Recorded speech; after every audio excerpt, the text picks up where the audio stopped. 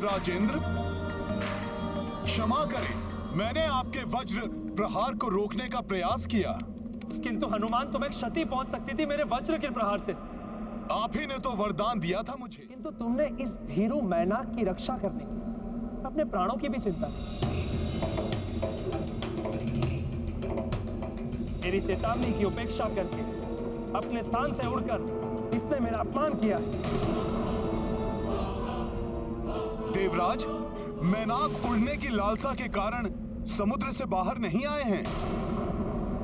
इंद्रदेव, आपकी अनुमति के बिना जल से बाहर आने के लिए मैं क्षमा प्रार्थी हूं देवराज। मैं तो प्रभु श्री राम की सेवा में लगे हुए हनुमान जी को कुछ क्षण विश्राम दिलाना चाहता था, किंतु मैं वचन देता हूं कि हनुमान जी की सेवा करने के पश्चात मैं अपने स्थान पर जाकर असुरों के पाताल मार्ग को अवरुद्ध करने के कार्य में सदैव के लिए पुनः जुड़ जाऊंगा।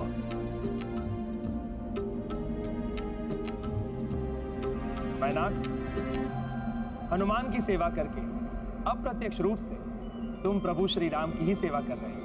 मैं देवराज इंद्र तुम्हें क्षमा करता हूं और अभय दान देता हूं।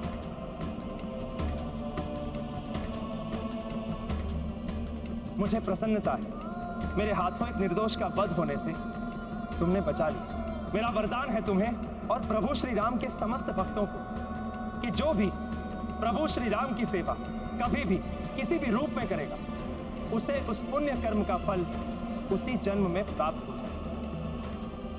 उससे अगले जन्म की प्रतीक्षा नहीं करनी। मेरा आशीर्वाद है तुम अपने प्रयास में अवश्य सफल हो। मैं धन्य हो गया देवराज, आपको शत शत नमन।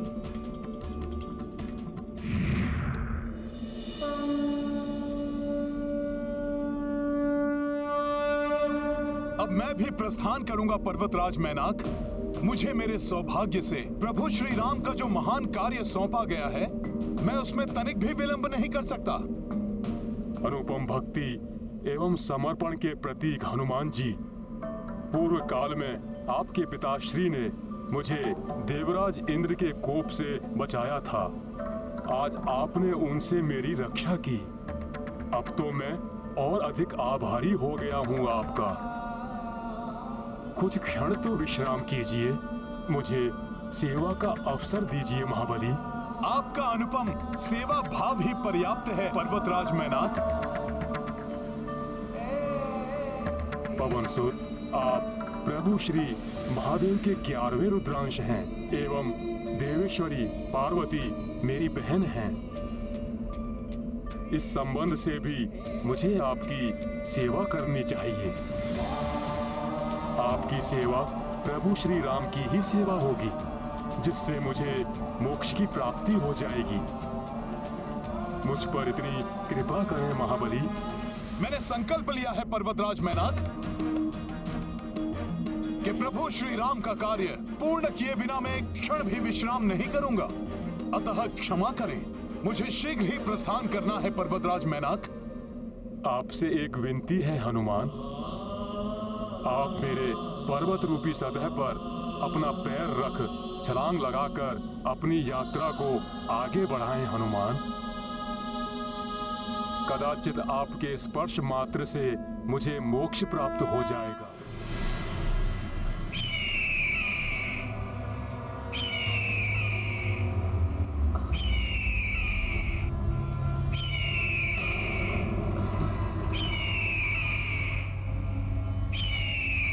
किसी के उड़ते हुए आने की ध्वनि सुनाई दे रही है।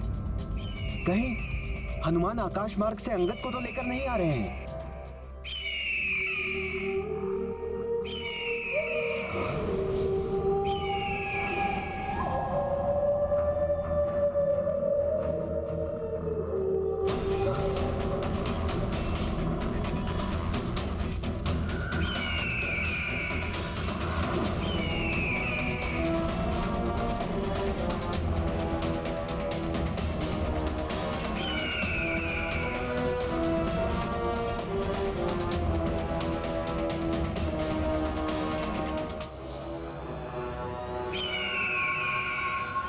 ये तो कोई विशालकाय पक्षी प्रतीत हो रहा है। सावधान हो जाओ साथियों।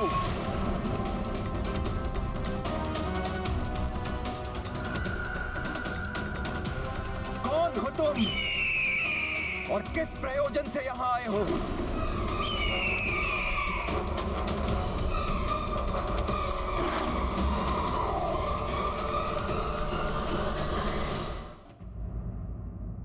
मैं शत्रु नहीं, मित्र हूं महाराज सुग्रीव।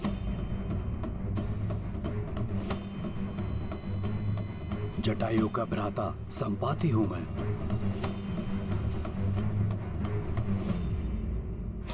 मुझे जामवंत जी ने बताया कि मेरे चिरकालिक मित्र महाराज दशरथ के पुत्र श्री राम यहाँ ऋषमुख पर्वत पर पधारे हैं। मैं उन्हीं से भेंट करने आया हूं यहाँ।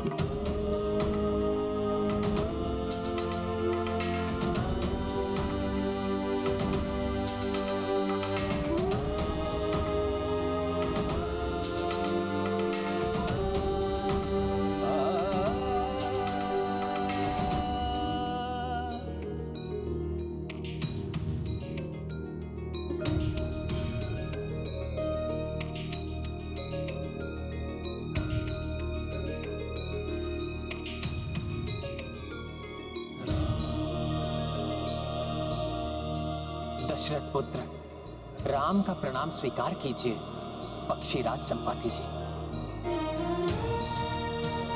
राम राम। श्री राम, आपने मेरे भ्राता जटायु का अंतिम संस्कार करके मुझ पर बड़ा उपकार किया है। हम गरुड़ इसके लिए जन्म जन्मांतर तक आपके आभारी रहेंगे।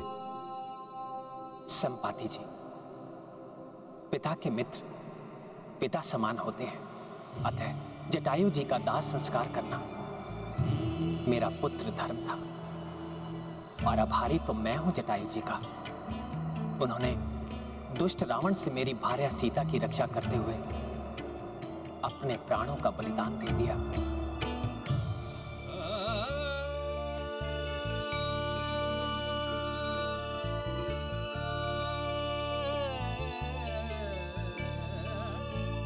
मेरे समक्ष हाथ जोड़कर आप मुझे पाप का भागी मत बनाइए। आप बड़े हैं मेरे।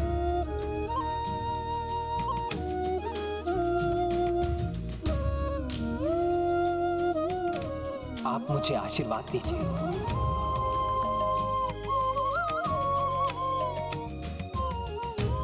आशीर्वाद तो मेरा सदैव ही आपके साथ है श्री राम, किंतु आपको मैं एक शुभ समाचार देने भी आया हूँ। महावीर हनुमान देवी सीता को ढूंढने हेतु समुद्र को लांघते हुए लंका की ओर गए हैं।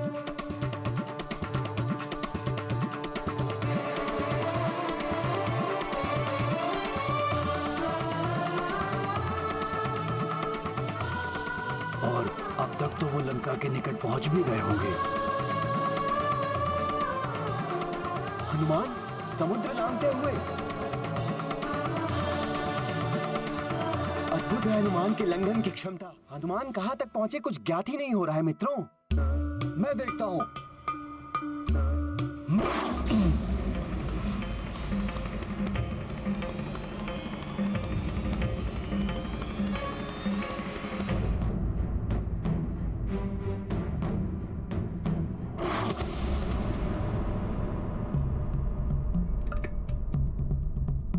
न जाने कहां तक पहुंचे हैं हनुमान। लंका पहुंचकर ही रुकेंगे वो। अद्भुत शक्ति के स्वामी हैं हमारे मित्र हनुमान। कुछ ज्ञान मुझसे भी ले लो गंधमादन।